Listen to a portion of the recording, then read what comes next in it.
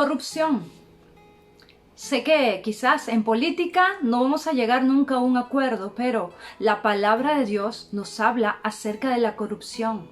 Insta a su pueblo a luchar en contra del fraude, en contra del engaño, en contra del robo y en contra de la mentira. Así que hoy hablaremos acerca de este tema tan controversial. Quédate allí.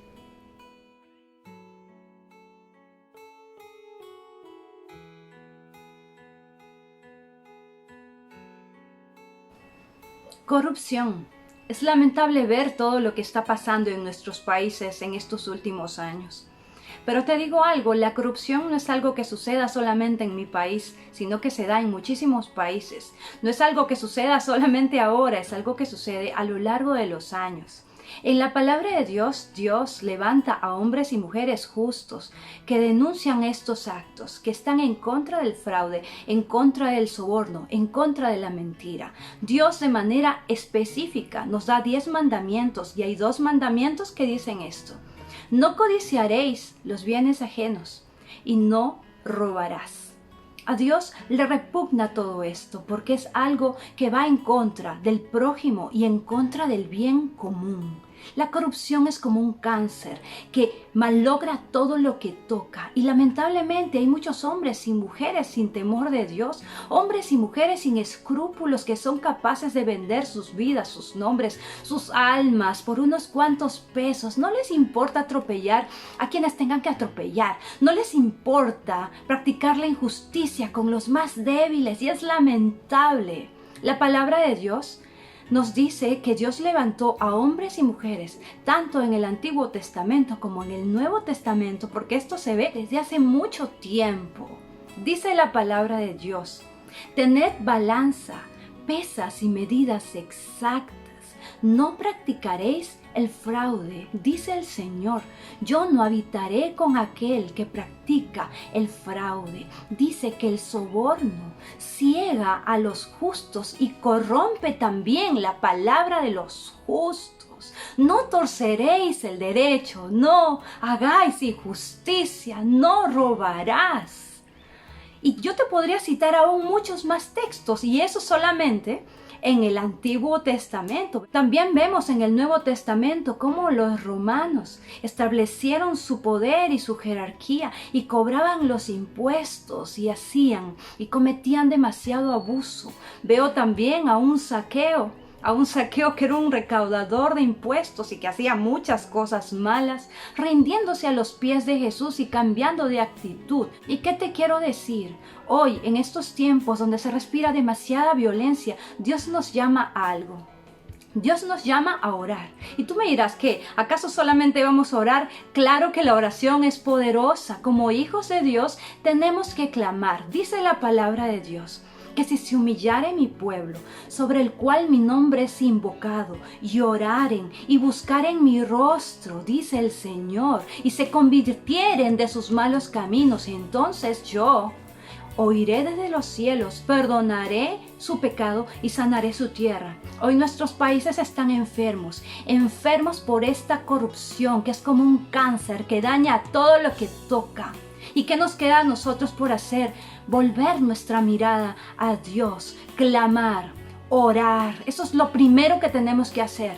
2. En este texto Dios nos llama a un cambio de actitud. No solamente te dice ora, te dice ora, arrepiéntete y conviértete de tus malos caminos. ¿Qué nos queda a nosotros por hacer? Nosotros tenemos que orar y también tenemos que cambiar de actitud. Tenemos que buscar a Dios, tener un encuentro con Él y decidir, porque esta es una decisión, ser mejores personas. Si eres un estudiante, sé el mejor estudiante. Saca las mejores calificaciones, sé una persona excelente. Si eres un trabajador, sé puntual. Haz las cosas con excelencia. Si eres un jefe, haz las cosas justas. Paga de manera justa, haz las cosas bien. Si eres un funcionario y estás en lugares altos, lugares de poder, haz las cosas bien, porque aunque creas que nadie te ve, Dios te ve, y algún día tendrás que rendirle cuentas al Señor de todo lo que estás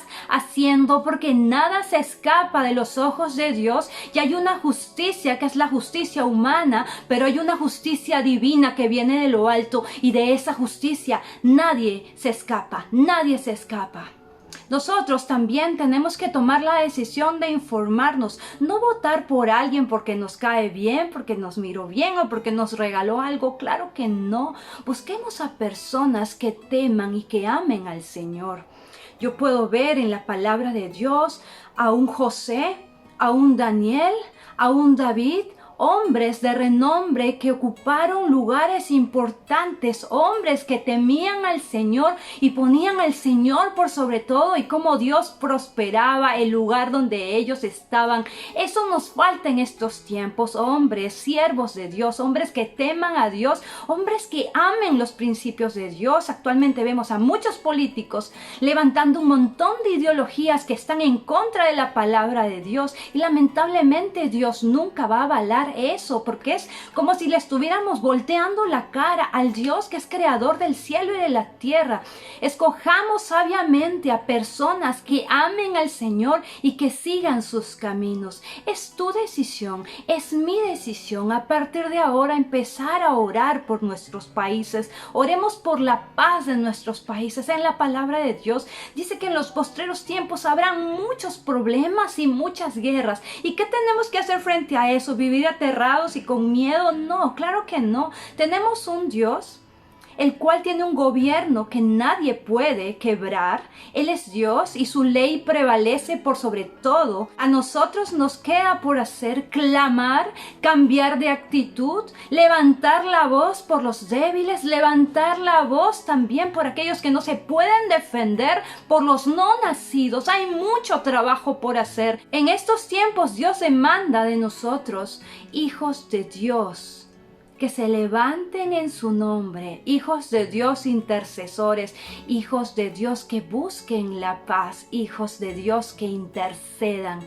Creo que es el tiempo en el que la iglesia del Señor debe brillar, porque nosotros confiamos en el Dios, creador del cielo y de la tierra. ¡Qué genial!